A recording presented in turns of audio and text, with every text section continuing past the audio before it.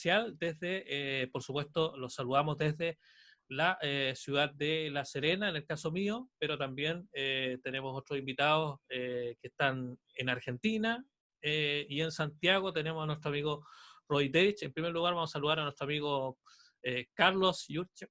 ¿Cómo estás, Carlos? Bienvenido a la Noche del Misterio. ¿Cómo estás? Hola Cristian, muy buenas noches para vos, para Raúl, para Roy. Muchísimas gracias por invitarme una vez más acá a tu programa. Para mí un placer verdaderamente. Un fuerte, fuerte abrazo a todos los amigos de Chile y de todos los que estén viendo este directo. Y saludamos, por supuesto, a nuestro historiador regional, eh, Raúl Campos. ¿Cómo estás, Raúl? Bienvenido. Estimado Cristian, ¿qué tal? ¿Cómo estás tú? Y a través de ti a todos quienes se unen a la transmisión de este en vivo. Así que decirle a todos unas muy buenas noches, a Carlos y a Roy también, invitados desde Argentina y Santiago, como siempre, a este programa de la Noche del Misterio. Contento también, hartas novedades y un tema que nos va a tocar quizás de cerca a todos los serenenses coquimbanos de aquí. Así es. Y bueno, saludamos por supuesto a Roy Derich desde Santiago. ¿Cómo está, Roy?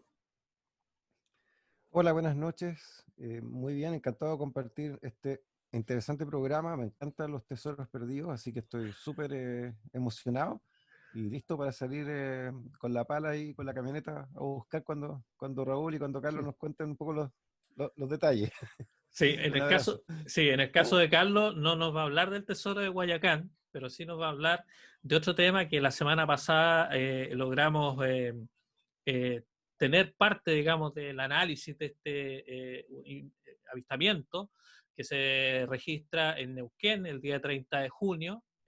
Vamos a estar comentando eso al inicio del programa para que nuestros amigos conozcan cómo se ha ido actualizando esta información. Vamos a ir conociendo cuáles han sido los análisis, los detalles que se han ido viendo durante estos días en Argentina. Así que por eso le pedimos a Carlos que nos acompañara en esta primera parte del programa para bueno, y también en todo el programa, pero en esta parte en particular para que hablemos del caso Neuquén. Para ello los voy a invitar a que podamos ver un video con el audio de este avistamiento que ocurre en Neuquén y que queda grabado. Es un encuentro aéreo y vamos a escuchar el audio entre el piloto y la torre de control del aeropuerto de Neuquén. Neuquén, Mike Foxtrot. Charlie Mike Foxtrot, prosiga. Señor, para información estamos viendo aproximadamente radial 120, unas 20 millas aproximadamente, tenemos un faro de alguna aeronave pareciera. Entiendo, radial 120, 20 millas. Aproximadamente. Recibido. Bueno, ahora lo dejamos de ver al objeto. Recibido, no tengo nada reportado en el sector. Bueno, nosotros estamos en el momento radial 145 a 4 millas. Si me autoriza de la presente una básica de 27, iríamos por el arriba. Autorizado, en básica notifica. Notifica en básica, mejor. Estamos próximo a básica de 27, mejor. Charlie Mike Foxtrot, viento en calma, pista 27, autorizado a aterrizar. Aterriza por 27. Y bueno, volvemos a ver el faro, que no sabríamos exactamente qué sería, está en forma estática. ¿Sí? Sí, señor, lo estoy viendo ahora. Ok.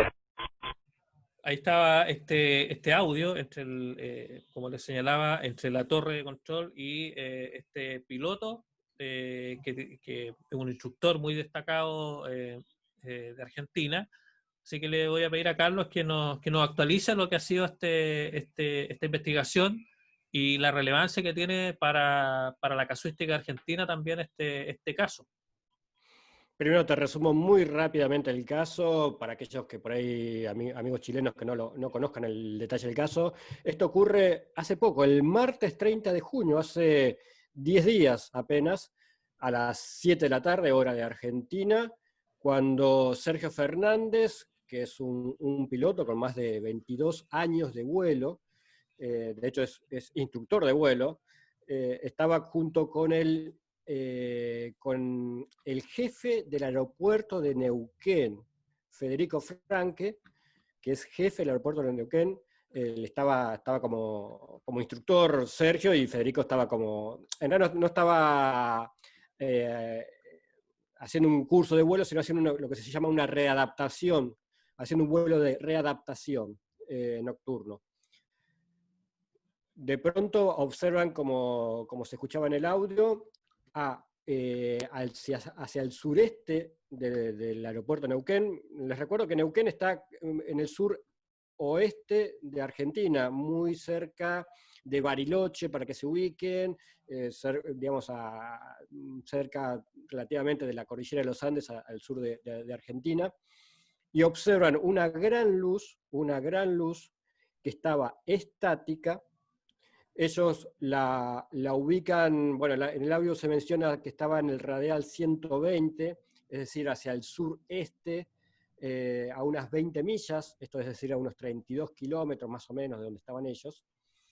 Observan esa gran luz que geográficamente se ubicaría al sur de la ciudad de General Roca, ahí muy cerca de Neuquén, que es, digamos, la vertical donde estaba esa luz, es desierto, o sea, no hay nada, no hay ciudad, no hay nada, o sea, es desierto total, y esa luz apareció de golpe, fija. Ellos calculan, o mejor dicho, Sergio calcula a una altura de 8.000 o 9.000 pies, esto es 2.400 a 2.700 metros. Ellos estaban volando a 5.000 pies, a 1.500 metros, y la luz estaba un poquito más arriba, según ellos estiman, a unos 8.000 o 9.000 pies, es decir, como alrededor de 2.500 metros de altura. Y esta luz estaba estática, fija, una luz muy grande, muy potente, que al principio Sergio piensa que era el faro de un avión que estaba por aterrizar en Neuquén. Lo llama a la torre, ahí en un momento donde la comunicación se escuchaba, hablan con la torre, y la torre le dice que no había ningún vuelo previsto en ese lugar. Y de hecho sí hubo un vuelo que aterrizó 19:40, un vuelo privado que aterrizó 19:40, pero fue independiente a los hechos. ¿Por qué? Porque esta luz estuvo desde las 7 de la tarde, aproximadamente, cuando lo empiezan a ver, hasta las 8 de la noche, o sea, estuvo casi, no una hora, pero casi 45, 50 minutos fija en el lugar. De hecho, ellos, en todo este intervalo, aterrizó ese avión privado que estaba ahí dando vueltas, y seguían viendo la luz. De hecho, ellos aterrizan, Sergio Fernández y Federico Frank aterrizan cerca de las 8 de la noche, y aún en tierra, cuando estaban todavía en tierra, seguían viendo la luz, hasta que de golpe en un momento desaparece y no la vieron más. Hasta el momento no hay ninguna explicación convencional que explique lo que observaron. De hecho, hace muy poco, Andrea Pérez Mondini, del grupo Visión OVNI, junto con los Guardianes del Cielo Cuyano, un grupo de gente que observa el cielo en la región de San Juan y demás, junto con otras personas como Chiqui Escalada y demás, hicieron un trabajo en conjunto donde analizaron todas las variables meteorológicas, astronómicas, aeroespaciales, para ver si había algún hecho, algún fenómeno, algo que pudiese justificar o explicar lo que vieron, pero no. Es decir, no hubo ningún fenómeno astronómico, ni aeroespacial, ni climático, ni meteorológico, que explique lo que observaron. Es una potente luz fija en un punto en el cielo, en un lugar específico, durante casi 50 minutos. No fue avión, no fue dron, no fue helicóptero. Seguimos analizando diferentes posibilidades. De hecho, también estamos buscando nuevos testigos, digamos, ¿no? Porque se supone que fue mucha gente o debería haber sido mucha gente la que haya visto esa luz, y estamos detrás de ello.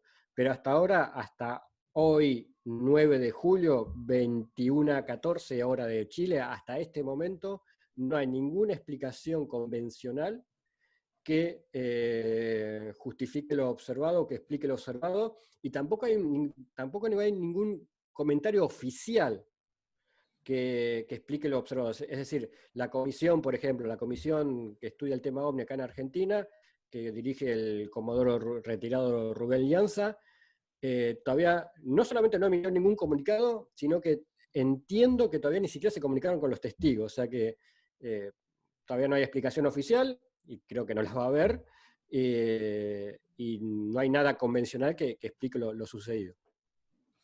Sí, eso te iba a comentar, porque hay que destacar que el testigo, uno de los testigos, es un piloto avesado, yo lo decía, con alta experiencia, 20 años de experiencia, entiendo, como piloto, por lo cual difícilmente bueno, eso pasa, digamos, uno puede confundirse, digamos, pero en este caso es muy difícil que se haya confundido, por ejemplo, con algún, como él mismo lo decía, con algún satélite. En un principio ellos pensaron que se trataba de un avión que quizás de aerolínea, digamos, que viniera aterrizando, pero posteriormente, por el brillo que tenía este objeto, además que estuvo 45 minutos, de acuerdo a lo que ellos mencionan, estático, van descartando esas cosas, por lo cual los testigos son testigos del LIP, o sea, están dentro del terreno, digamos, de los testigos calificados de avistamientos de ovnis. Sí, como bien lo decís, testigo piloto Sergio Fernández con 22 años de experiencia de vuelo. Reitero, es instructor de piloto, así que conocimiento del tema tiene. Muchos años también de vuelo nocturno, o sea, y hace 3 años que vive ahí en Neuquén y que vuelan de noche por la zona. Y él hasta ahora no, de hecho estuvo en mi programa, en mi canal, el viernes pasado, estuvimos charlando con él vía telefónica, y no hay una explicación, él como piloto no encuentra una explicación. Recordemos que su alumno o la persona que estaba haciendo la readaptación de vuelo es el jefe del aeropuerto de Neuquén, no era cualquier alumno, y encima también la luz fue observada desde la torre de control de Neuquén. Digamos, estas personas con conocimiento aéreo, que con conocimiento de la zona, conocimiento aéreo, que saben de los aviones que van y vienen y demás, no pudieron, hasta el día de hoy no tuvieron una explicación convencional. Con esto no estoy diciendo que lo que vieron fue un ovni, vamos a aclarar también eso, por lo menos es mi opinión personal. No estoy diciendo que lo que vieron fue un ovni, pero lo que estoy diciendo, digamos, hasta ahora la única explicación que explicaría esto fue un ovni. Pero siempre hay que buscar descartar todas las explicaciones convencionales conocidas, digamos, y hasta ahora ninguna explicación convencional pudo explicar lo que observaron. Así que en lo personal, si vos me preguntás a mí personalmente qué pienso, yo creo que fue un ovni. Ahora, pero habría que seguir descartando cualquier otra explicación convencional, digamos. Claro, si se descarta la parte astronómica, se descarta la parte meteorológica, no quedan muchas otras opciones, pero de todas maneras, como dices tú, hay que seguir trabajando en ello, hay que seguir indagando, es parte del trabajo que desarrollan ustedes como investigadores, Andrea Pérez Simontini también, que hay que decir que ella nos envió, por supuesto, este audio que escuchamos, la recreación que hicimos con este simulador de vuelo, gracias a nuestro amigo Iván Castro, nuestro amigo guatemalteco, cazador de eclipses, que también nos ayudó con esa recreación. Así que lo último te quería preguntar, Carlos, con respecto a, ustedes están en un proceso, digamos, de poder pesquisar casos que están de alguna forma vinculados con los organismos oficiales, archivos que están por ahí dando vuelta en diferentes reparticiones públicas. ¿Cómo le ha ido con eso y qué es lo que esperan específicamente de este caso? Tú me decías que todavía no hay una versión oficial por parte de las autoridades. ¿Qué es lo que esperan de este caso y cómo ha sido nuestro proceso? Como va a ir cerrando esta parte del programa.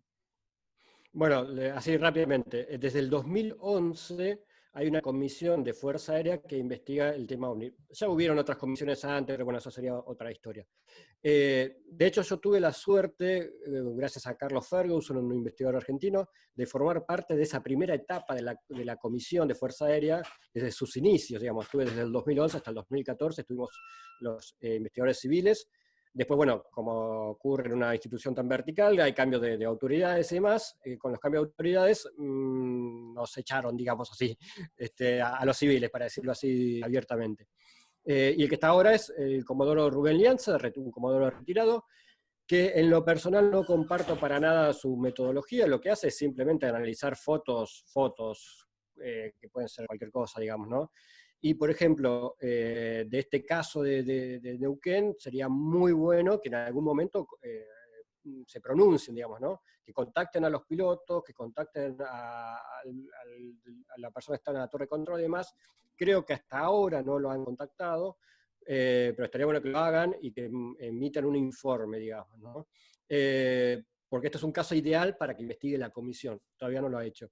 Y con respecto a Sephora, que es la organización de la cual formo parte, junto a Andrea Pesimontini, que seguramente ya estuvo, creo que la semana pasada, habrán hablado varias veces con Andrea sobre Sephora, es una organización que busca la desclasificación de los archivos OVNIs de Argentina. Fue fundada en el 2009, también tuve la suerte de ser miembro fundador de esa institución, y estamos de a poco rescatando algunos documentos oficiales, y estamos aprovechando que ahora tenemos las herramientas para solicitar información a cualquier organismo público, de cualquier tema, digamos, que inclusive se puede hacer vía internet. De hecho, lo hicimos el viernes pasado en mi programa, hicimos una solicitud en vivo y en directo, digamos, y le mostramos a la gente cómo a través de internet, a través de cierta página puntual, uno puede solicitar información al gobierno de cualquier tema. Y bueno, le solicitamos información de un caso OVNI puntual o algo al respecto. Así que estamos, por un lado, usando esa herramienta intensamente. Solicitar información, todavía no nos respondieron nada importante ni nada, o sea, todo protocolar, todo lo que respondieron, pero bueno, de a poquito vamos a ver si estamos rescatando así alguna documentación oficial sobre estos temas que para mí son, si bien son pequeños documentos, pero son muy valiosos para la ovniología argentina.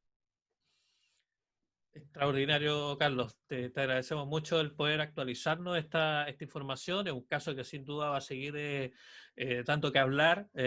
Ocurre en Argentina, como lo señalábamos, el 30 de junio, así que es dentro de los casos que a nosotros, los investigadores de estos temas, nos apasionan porque, como digo, hay testigos de élite, así que vamos a estar pendientes de todo eso. Te vamos a dejar invitado para que sigas en nuestro programa porque viene un tema muy interesante que tiene que ver no con ovnis, pero sí con estos misterios de nuestro país, los misterios chilenos. Y para eso, por supuesto, estamos con Raúl Campos, que conoce de todos estos temas, conoce de la historia regional, conoce de la historia de nuestro país, y bueno, ya hemos hecho un par de programas ya y por supuesto son temas que dan que hablar, así que Raúl, para que nos cuentes, nos introduzcas en el tema de hoy, que sabemos que hay muchas personas que están interesadas, muchas personas conectadas. Vamos a ir saludando. Rebeca Said desde Santiago, Alberto Abarca Carvajal, Inés Carvajal Muñoz, Loreto Urbina, una colega, Carlos Daniel Quesada, Bravo, también, Alberto, ya lo saludamos, Luis Leighton, Janet Slider. Mira, Janet Slider. También está nuestro amigo Javier Castro. Ahí está saludando. Bueno, son todos los amigos que están conectados hasta ahora. Y además hay que recordarles siempre que estamos a través de la señal 49.3 de América TV, saliendo en directo en la señal HD para La Serena y Coquimbo. Así que saludamos a todos nuestros amigos también que se suman a través de esa señal 49.3 de Radio América. Bueno, ahora sí, Raúl. Es toda suya la pantalla para que nos cuente sobre este interesantísimo tema que tenemos el día de hoy. Bueno, gracias Cristian de nuevo por la introducción. Y tal como decías tú, estamos tratando quizás uno de los temas, uno de los misterios regionales que ha calado más hondo, porque de hecho ha marcado la identidad de lo que hoy en día es Coquimbo. ¿Ya? El puerto de Coquimbo, los habitantes de la comuna de Coquimbo han creado gran parte de su ser, de su identidad, de la forma en que ellos se identifican con la figura de los piratas, ¿ya? Para que la gente en la casa pueda entender, y no solamente los que son serenenses, sino que también, como siempre lo comentamos, a estas personas que han llegado a vivir en nuestra región y que quieren conocer también de su historia, hay una historia, una leyenda, un mito, un misterio, prácticamente que ha nacido en conjunto con la ciudad, que en este caso el tema de los piratas, y en lo particular en lo que sucede en la bahía de Guayacán, donde teóricamente debería existir un tesoro que fue escondido por alguna expedición pirata que tiene que haber pasado por nuestra zona en algún momento de su historia. ¿Ya? Cuando La Serena se fundó en 1544, a los casi 40 años después, 50 años después, viene su primer ataque corsario y baja, en este caso desembarca en lo que hoy en día es Peñuelas, el célebre y famoso corsario Sir Francis Drake. ¿Ya? Y de ahí en adelante, desde esa expedición a finales del 1500, 1590, más o menos 1595 es el ataque de Sir Francis Drake, empieza a crearse un temor generalizado en la población de la ciudad de La Serena con la acción de los piratas. ¿Ya? Entonces, si bien Francis Drake estuvo menos de 24 horas, su ataque, su desembarco fue repelido por los vecinos, Drake no desembarca en lo que nosotros conocemos como Guayacán, o en la Herradura, sino que él desembarca en el sector de Peñuelas. Y ahí en Peñuelas, en donde están las rocas, donde hoy en día se encuentra esta comisaría, esta tenencia de carabineros, en ese sector es donde se tiene que haber desarrollado la batalla entre los habitantes de la ciudad de La Serena, con un Francisco Aguirre anciano, ya acá prácticamente amarrado al caballo, y es su hijo, también de nombre Francisco Aguirre, quien se encarga de expulsar finalmente a Sir Francis Drake. Y hay varias cosas simpáticas o varios detalles de este desembarco, porque, como te digo, de ahí en adelante viene a crearse este mito, esta historia relacionada con un tesoro que teóricamente Sir Francis Drake habría dejado. Drake era un corsario, que hay que diferenciarlo un poco del pirata, ya que el pirata actúa siempre por una acción propia. Es prácticamente una persona que se asocia con otros más para cometer el acto de piratería. En cambio, un corsario tiene una patente que se llama la patente del corso. Y en este caso, Francis Drake tenía una patente de la corona inglesa, inglesa irlandesa, que le permitía asaltar en el nombre de la monarquía británica a los puertos, barcos y villorrios que habían fundado los españoles en América. Esto se hacía con la intención de desestabilizar un poco la economía que tenía España con América. En esa época existe un monopolio, vale decir, solamente se puede comerciar entre América con España. Y estos piratas, estos corsarios vienen a un poco a desordenar este monopolio, tratando, como te digo, de desestabilizar la economía de la corona española. Bueno, a partir de ahí en adelante, viene después en 1680 otro pirata que es Bartolomé Charp, y este pirata ataca a La Serena y la ataca con éxito, vale decir, la toma, la saquea, la incendia y pide un rescate. Y este pirata Bartolomé Charp de 1680 va a derivar en una frase que es muy común para los habitantes de nuestra región, que es: llegó Charqui a Coquimbo, ¿ya? O atento al charqui, como hoy en día se dice mucho. Pero este término no hace relación a la carne seca de los animales, sino que hace referencia a este pirata y a la atención que había que tener de la bahía de que no fuese a llegar un pirata. Entonces era prácticamente una frase para estar alerta, ¿ya? Para recordar que hay que estar alerta.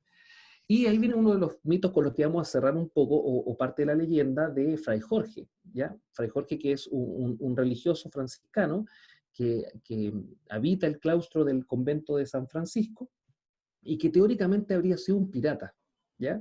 Y que este pirata le habría indicado, y en su condición de pirata, él habría conocido lo que hoy es el bosque de Fray Jorge, ¿ya? Y por esa razón, una vez que él es fraile en San Francisco, él puede llegar y contarle a los frailes dónde se encuentra este bosque, ¿ya? Pero vamos a ir un poco más adelantando y vamos a mostrar quizás algunas de las imágenes que tenemos preparadas, y quiero colocar la imagen de un hombre, de este ciudadano que ustedes ven ahí, que es el señor Ricardo Lacham, ¿ya?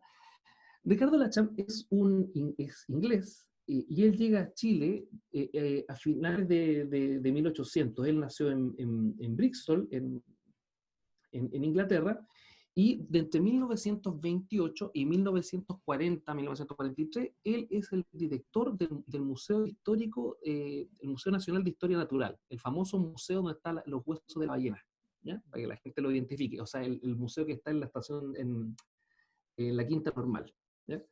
Entonces, Ricardo Lacham, antes de ser director, fue profesor del Liceo de Hombres de La Serena, el Liceo Gregorio Cordobés, y de hecho él conoció a su esposa, fue su esposa acá en La Serena.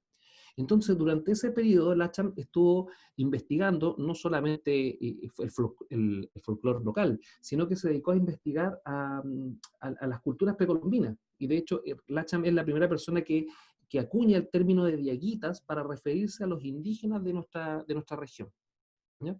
Pero eso es su labor como arqueólogo, como antropólogo y como folclorista.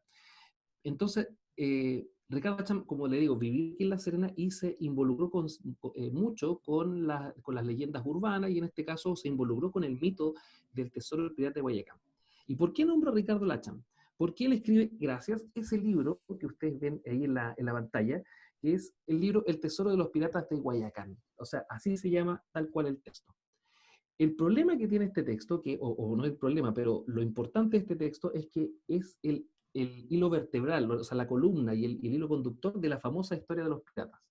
Y el problema es que como Ricardo Lacham era director del Museo Nacional de Historia Natural, era un tipo que tenía metodología científica, y él lo que hace es escribir un texto, una novela, que parte como una investigación etnográfica, una investigación histórica, pero que en el último capítulo deja en evidencia toda que este texto, que se tuvo durante mucho tiempo como un relato verídico, es en realidad un cuento que fue prácticamente maquillado por él, al punto de que hay varios personajes, principalmente el personaje de Manuel Castro, en este libro, que es que es una de las personas que encuentra, teóricamente, los primeros vestigios de este tesoro. Teóricamente, el señor Manuel Castro es un lugareño de Coquimbo que entra en contacto con una expedición que llegó, o que habría llegado a la bahía en 1926. Y esta expedición se supone que trabajó un par de semanas, extrajo varias cosas de la bahía, las embarcaron y el barco desapareció y nunca más se supo de él, ¿ya? Y que el único testigo de esta acción de este barco, de esta expedición, habría sido Manuel Castro, vecino de Guayacán, que, como les decía, él a las personas del barco lo abastecía con agua y con leña.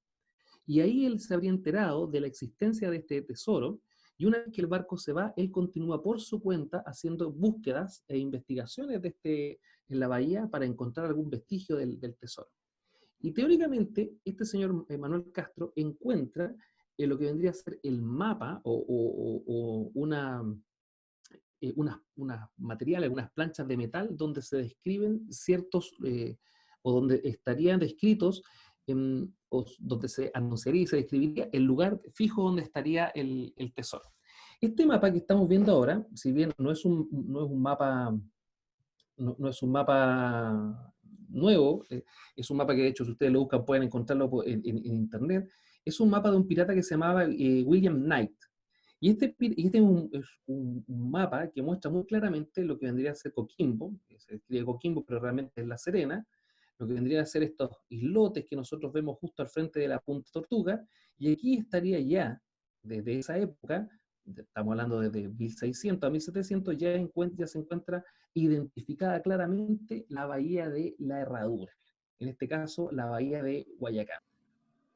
Hasta ahí, como voy contando, esta bahía es reconocida, gracias por marcarla, es muy conocida por el mundo de los bucaneros, de los piratas, porque teóricamente hay una hermandad, que esto se cuenta en el libro, que es la hermandad de la bandera negra.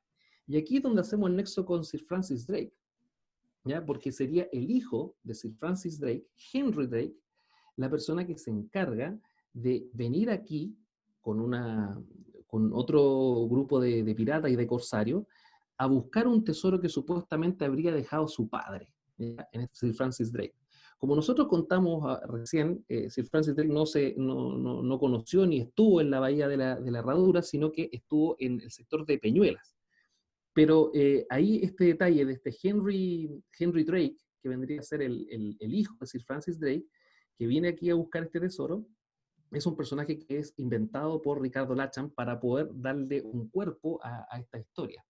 Y se supone que esta hermandad de la bandera negra, presidida por este corsario, hijo de Sir Francis Drake, tienen un enemigo en común que vendría a ser el Marqués de Mancera, que es el virrey del Perú.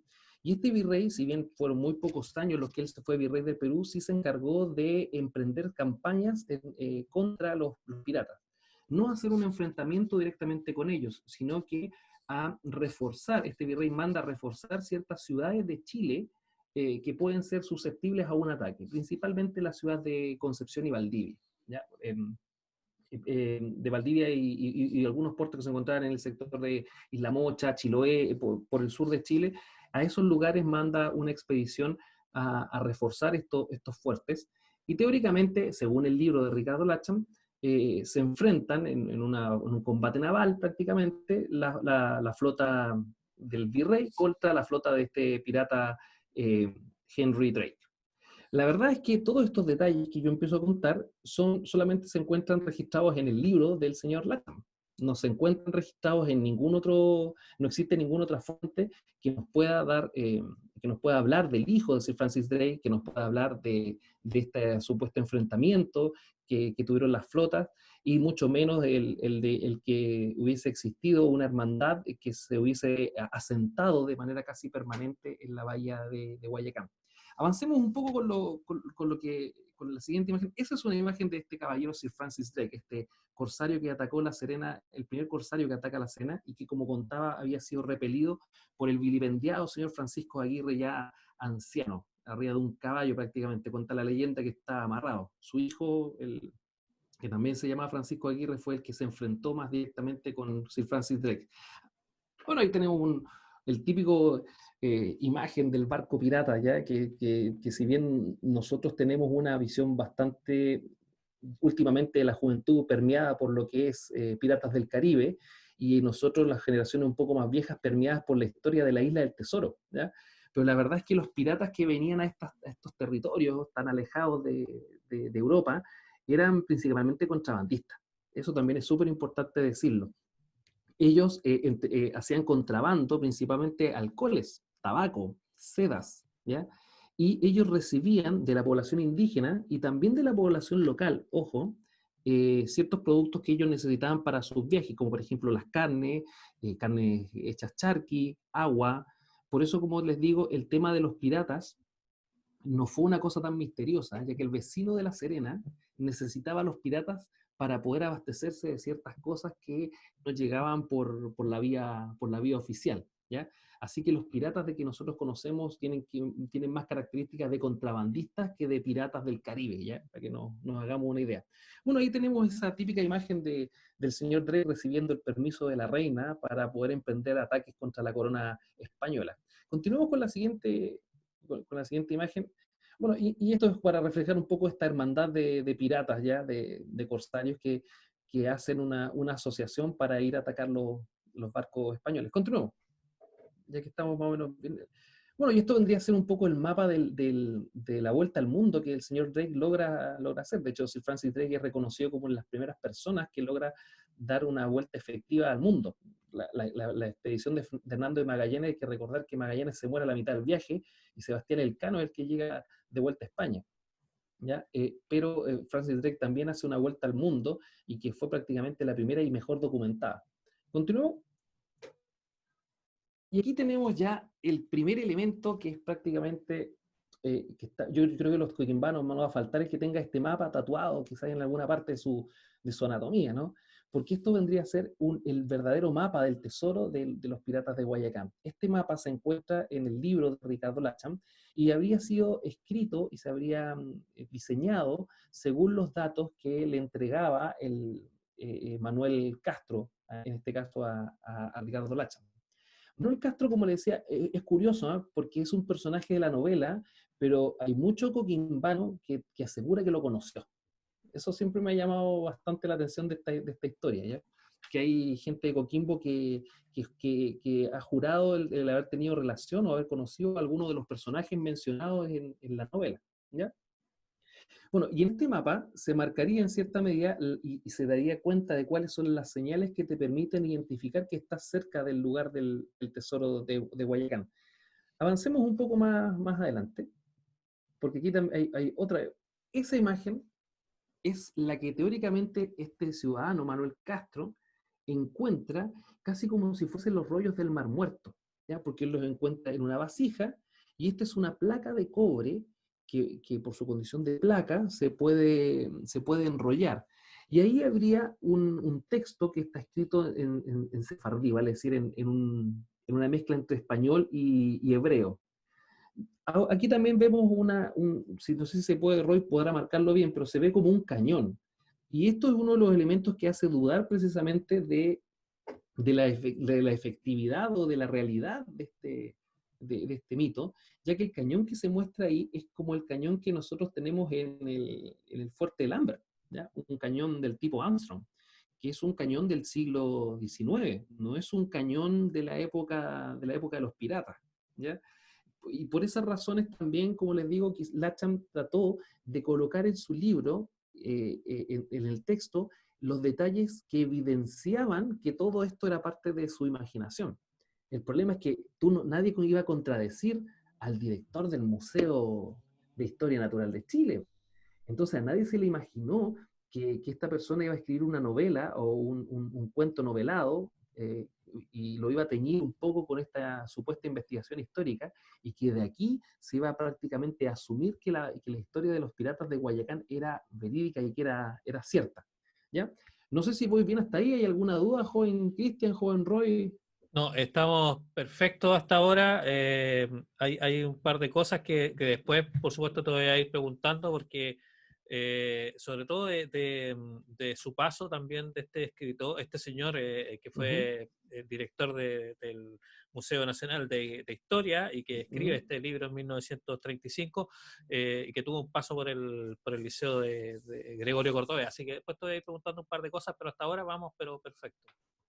Bueno, como te comentaba, esta es la supuesta placa. Ahora, desconozco quién es la persona que tiene esta placa, por eso yo también te comentaba cuando hacíamos la reunión de pauta del programa, que este es el primer, para decir, el punto de partida para lo que va a ser más adelante futuras investigaciones relacionadas precisamente con el tema de los tesoros, del tesoro de los piratas de Guayacán, ¿ya? Ya que he logrado conocer a gente en Coquimbo que se ha dedicado a la búsqueda y que también tiene nuevos antecedentes. Y lo más probable es que después del programa, más de alguna persona se quiera contactar con nosotros o quiera contar que ellos también han tenido una experiencia con el tesoro. Recordemos que hay mucha gente en Coquimbo que se ha dedicado a la búsqueda de este tesoro y lo ha buscado con detectores de metales y prácticamente utilizando el texto de Latcham como si fuese la guía, como si la X te fuese a marcar precisamente el lugar. Por eso, Roy, yo lamento tener que desilusionarte, y es muy probable que no vayamos a ir nunca con una pala, porque va a ser muy difícil quizás encontrarlo. Sigamos más adelante porque hay otras imágenes, ¿ya? Y este también se encuentra en el texto de Latcham, con esta reproducción de lo que vendría a ser estas placas de metal y con la escritura que tenía esta placa. Aquí en esto hay un detalle, porque en la historia Latcham cita a dos personas que son muy importantes, que es una pareja de hermanos que acompañan a Henry Drake, y que supuestamente ellos, este grupo de hermanos, son los que dejan estas señales o estos elementos para poder identificar, volver en el futuro e identificar el lugar donde fue efectivamente escondido el tesoro. Yo aquí voy a contar una infidencia, pero también esto yo lo supe hace mucho tiempo atrás, pero hace poco tiempo el destacado teólogo Hugo Cepeda lo comentó en televisión. Si bien esta historia que Hugo Cepeda la contó en televisión, me la contó a mí hace bastantes años atrás.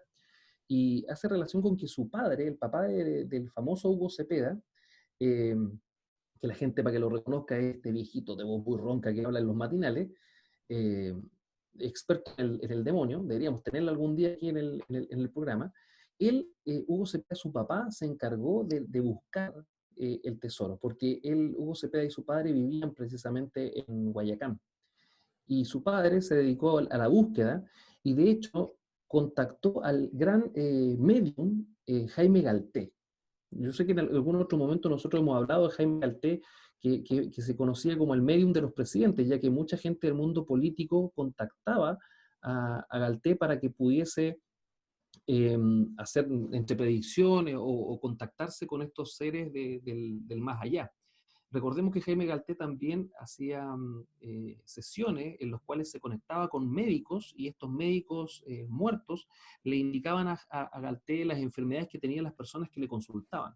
Entonces Galté es prácticamente el medium más importante del siglo XX chileno.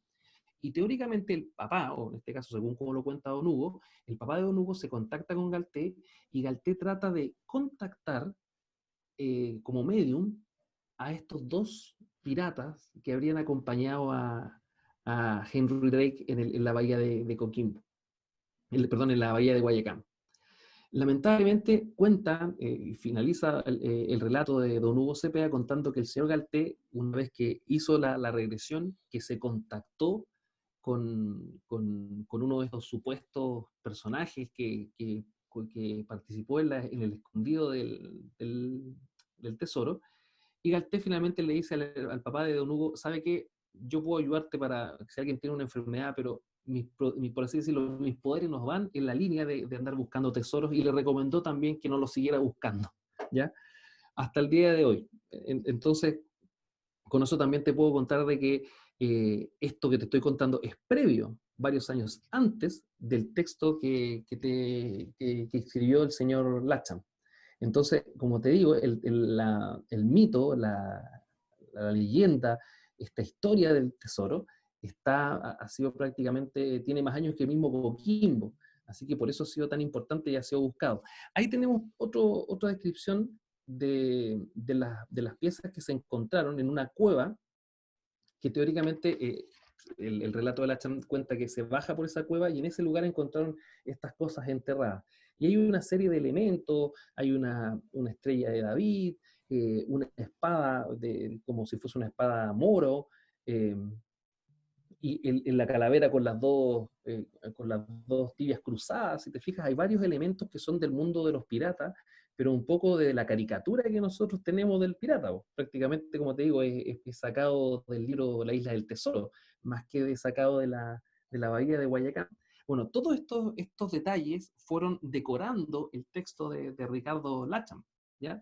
Y como te digo, el texto cuenta ahí, o lo que ahí habría dicho, el texto en su traducción indica que a una distancia de 90 metros de donde fue encontrado eso, está la entrada para poder ingresar al lugar donde fue depositado el tesoro de Henry Drake, ¿ya? Entonces, como te digo, el señor Latcham le empieza a entregar, decora mucho el relato y por eso lo hace tan atractivo y tan entretenido de leer, y por eso también te deja metido hasta que llegas, como te digo, al último capítulo y te das cuenta que lo que él contaba no era tan cierto, pero como te digo, está súper bien contado en sus primeros capítulos que te hacen creer que efectivamente el tesoro está prácticamente a la vuelta de la esquina en la bahía, ¿ya? Continuamos con la siguiente. Y aquí hay unos elementos que yo he podido ir recopilando de internet y que me mandaron también algunos amigos coquimbanos para poder demostrar que cerca de la herradura hay elementos que te ayudan a imbuirte de un ambiente de que ese lugar tiene algo escondido en alguna parte. Eso se llama la piedra de la calavera. De hecho, creo que se alcanza a identificar muy, muy claramente lo que vendría a ser los ojos, el orificio de la nariz. Y esa piedra está también marcada en el mapa de Ricardo Latcham como una señal que te dice a ti que estás cerca del lugar donde fue enterrado el tesoro. Hay otras señales más, pero como te digo, la idea que nosotros tenemos, por lo menos que yo tengo, es que ojalá más apaciguada la pandemia y en un futuro poder acudir al lugar y efectivamente sacar fotografías de todos estos elementos que el libro relata y que dan cuenta de que estamos cerca del tesoro. También para mostrárselo a los amigos que nos siguen y también para darle tiempo a que otras personas que tengan otros antecedentes y que, como digo, se han dedicado a la búsqueda del tesoro nos puedan mandar la información para poder mostrarla en un futuro capítulo. ¿Vamos bien hasta ahí, jóvenes? Sí, te voy a pedir un ¿Mm? segundo porque para saludar a nuestros amigos que se han ido sumando a la sintonía, tengo que saludar a nuestros amigos del espacio Frecuencia Oculta de Chilena FM de San Antonio. Ellos están transmitiendo también nuestro programa por Radio Chilena, espacio Frecuencia Oculta, así que los saludamos desde acá, desde ellos están en San Antonio. También Javier Núñez se sumó a nuestra transmisión, muy interesantes los temas del programa de hoy, felicitaciones. Francisco Javier Contreras también, desde Ñuñoa. Karin Alday, saludos Raúl, dice. Catherine Aguirre, muy interesante. Rebeca Said, que ya la habíamos saludado, pero dice genial la clase de historia, dice. Beatriz Holguín también, uno nunca deja de aprender, mil gracias. Dicen el tema de Jaime Garte, temazo para otro programa, por supuesto lo tenemos contemplado, y el señor dice, Gerlica no habría encontrado doblones de oro y otras cosas, tesoros españoles en Coquimbo, dice Catherine Aguirre, Ludi Paulina, Aleli. Bueno, esos son los que tenemos que saludar porque cada semana se van sumando más personas a nuestra transmisión, así que muchas gracias a todos ellos y también es importante que nos vayan también sugiriendo temas para nuestros futuros programas. Ahora sí, Raúl, seguimos con lo que viene ahora en tu relato. Bueno, como te comentaba, nosotros quizás o sea, como te decía, que el coquimbano ha creado su identidad en la base a esta historia. Hemos centrado siempre la historia de los piratas como solamente en nuestra región, en nuestra bahía, entre La Serena y Coquimbo, y también se nos ha olvidado que estos mismos piratas, Sir Francis Drake, Bartolomé Sharp, Eduardo Davis, tienen historias en otros lugares de nuestro país, ¿ya? Como por ejemplo en Caldera. De hecho, nosotros siempre nos preguntamos por qué Bahía Inglesa se llama Bahía Inglesa, ¿ya? Y parte también del relato es que Eduardo Davis, que fue también un pirata que trató de atacar La Serena, pero que no le resultó, de hecho se atrincheró en la iglesia de Santo Domingo, y ahí los vecinos le hicieron, lo encerraron y se tuvo que prácticamente le prendió fuego a la iglesia para poder arrancar. Bueno, este pirata, Eduardo Davis, habría sido el único de los piratas, según un gran historiador nacional, que es Jorge Pinto, que habría llevado en su barco un botín o un cargamento de piezas de oro producto de los asaltos anteriores. Y en este viaje, bueno, hacia el sector de Arica y posteriormente a las Filipinas, habrían desembarcado un tiempo, hubieran ocupado la bahía de Caldera como un espacio de asentamiento momentáneo, y que ahí había quedado abandonado un inglés de esta expedición, y por eso Bahía Inglesa fue antes la Bahía del Inglés o la Playa del Inglés, y terminó siendo Bahía Inglesa, ¿ya? Entonces también es importante darnos cuenta que estos piratas también tienen una historia en nuestras regiones contiguas, ¿ya? No solamente en Coquimbo. Por eso también, como te digo, es importante porque parte también de estos relatos vienen de estos lugares, por estos personajes que, como te comento, que quedaron varados de la expedición original y que de alguna manera sirvieron para poder crear este cuento.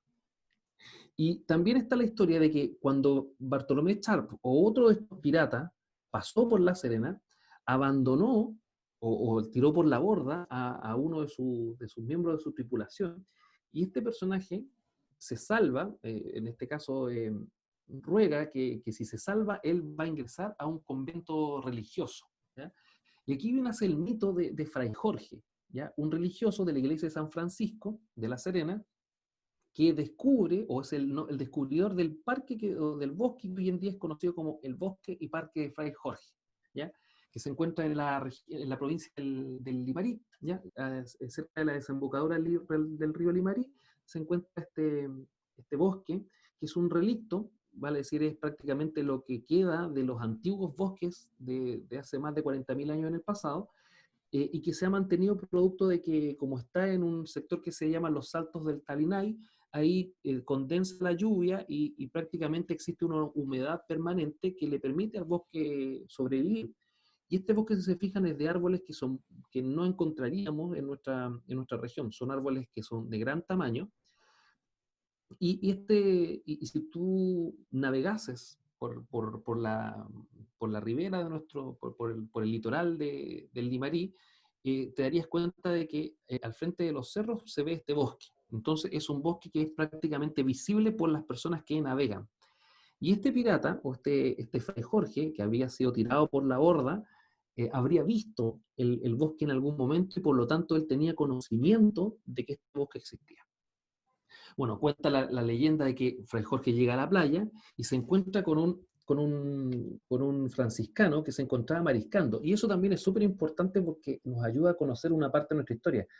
El territorio de los jesuitas en la época colonial iba desde la desembocadura del río Elqui hasta la punta de Teatinos. Se le llama punta de Teatinos porque a ese lugar iban los novicios de los jesuitas a mariscar, a recoger algas, a sacar marisco, a recoger jaiba, locos, etc. Entonces, por eso se le llama a punta de Teatinos, tiene ese nombre, derivado, como te digo, de los franciscanos, perdón, de los jesuitas. Bueno, encuentra un franciscano que está en la playa, Fray Jorge le dice que quiere ingresar e ingresa al convento de San Francisco, este fraile. Y como este es un hombre que es inglés, aunque yo soy de la teoría de que este Fray Jorge debió haber sido irlandés, ya que, como sabemos, Inglaterra es anglicana, pero Irlanda sigue siendo católica. Entonces, yo creo que por ahí quizás haya sido su idea de ingresar a un convento de religión católica. ¿Ya? Es aceptado por la comunidad de San Francisco, pero no como un hermano conventual. O sea, Fray Jorge no habría vivido en el convento de San Francisco, sino que él habría vivido en una cueva en la quebrada de San Francisco, lo que hoy día es el Parque Col. ¿Ya? En ese lugar habría estado viviendo este franciscano que tenía contacto con los indígenas y que se encargaba de abastecer al convento. ¿Ya? Ahora, ¿por qué es importante y por qué se junta la historia de Fray Jorge con los piratas? Porque cuando Bartolomé Charp ataca La Serena, la única iglesia que no destruye es la iglesia de San Francisco. La única que no es incendiada, la que se mantiene, es la iglesia de San Francisco. Y cuenta, esta parte de los mitos que he investigado, es que esto no sucede porque efectivamente Fray Jorge le habla a Bartolomé Charp en inglés. Bartolomé Charp lo reconoce como alguien que fue parte de la tripulación de algún barco pirata, algún barco corsario, y por esa razón no quema, Fray Jorge habría convencido a Bartolomé Charp de no quemar la iglesia de San Francisco. ¿Ya? Este relato que yo les cuento, si alguien quiere leerlo en primera fuente, está en el libro de las tradiciones serenenses de Manuel Concha.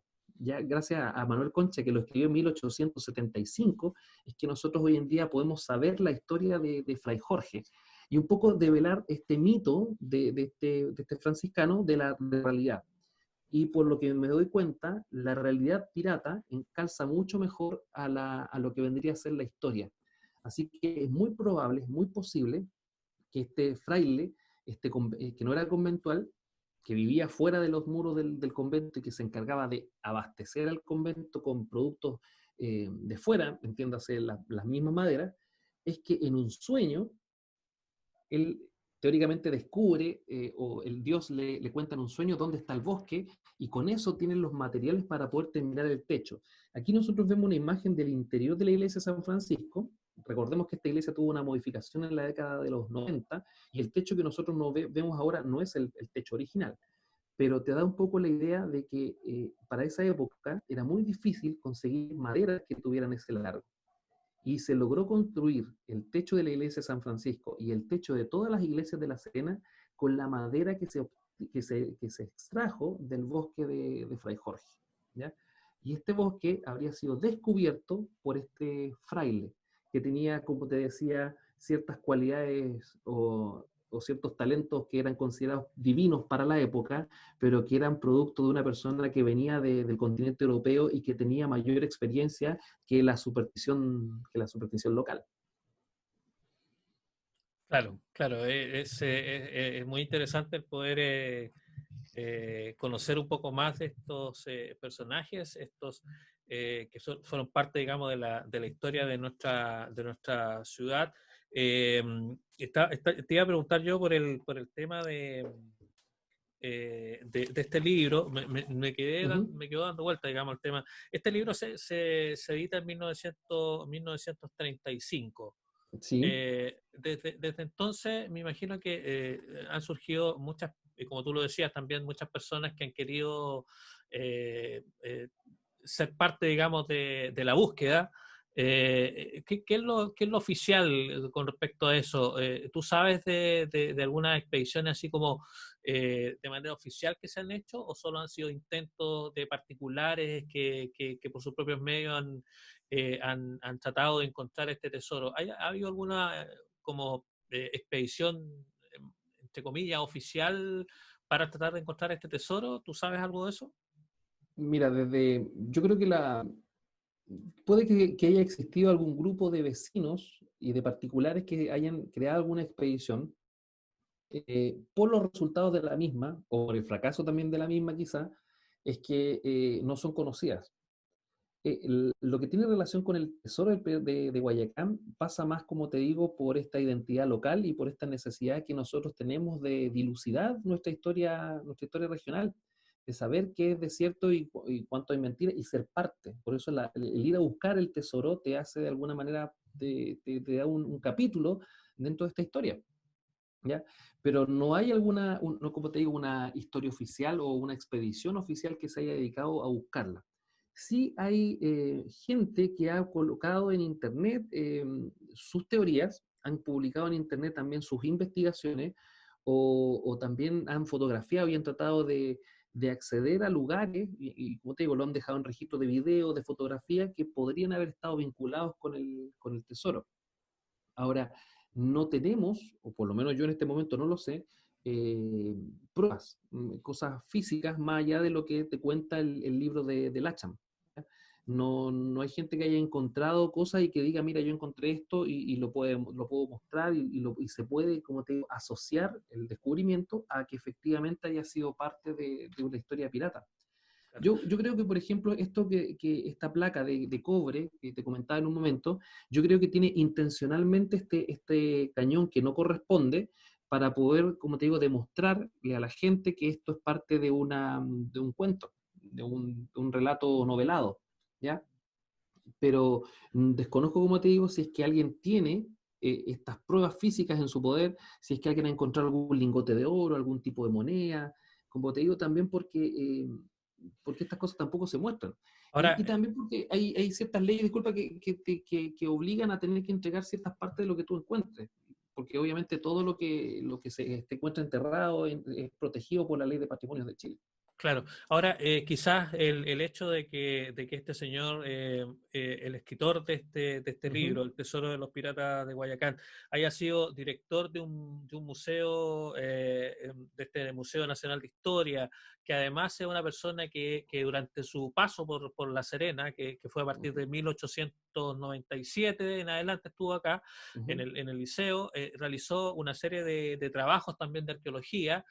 No era una persona, no era un escritor común y corriente que escribe un libro sobre un tema en particular, sino que era una persona que tenía un prestigio, que tenía, que incluso él escribía muchas publicaciones en revistas extranjeras de temas de antropología.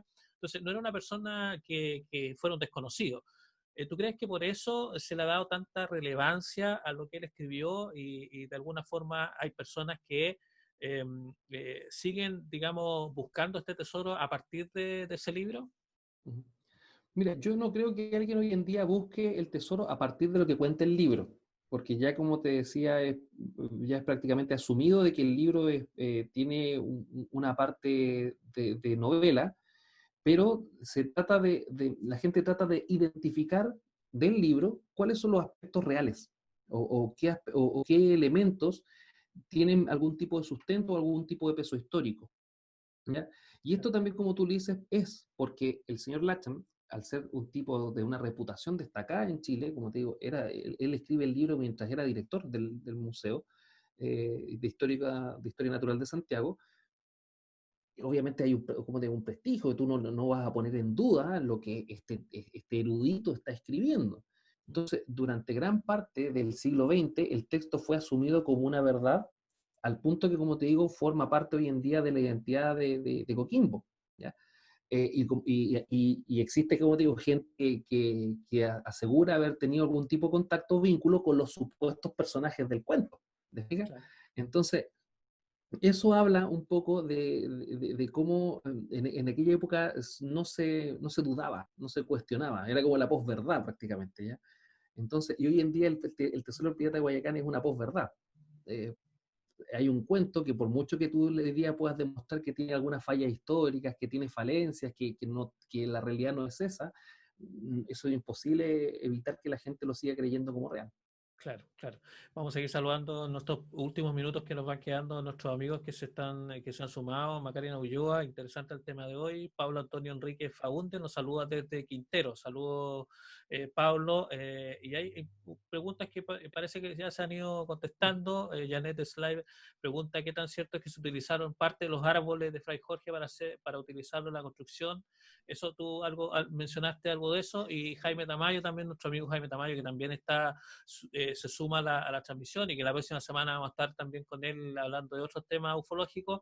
Si se encuentra un tesoro, ¿es de quien lo encuentra o pasa a bienes nacionales? Una pregunta también que algo tú mencionaste, Raúl.